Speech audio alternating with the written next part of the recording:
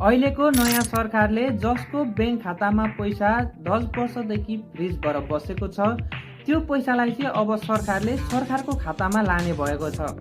साथीहरू, यदि तपाईहरुको पैसा पनि आफ्नो बैंक खातामा फ्रिजबाट बसेको छ भनेदेखि आजै बैंकसँग सम्पर्क गरेर त्यो पैसालाई चलाउन मिल्ने वा त्यो पैसालाई चाहिँ मुद्दती खाता बनाएर राख्ने, होइन भने त्यो पैसालाई निकाल्ने प्रयास गर्नुहोला साथीहरू।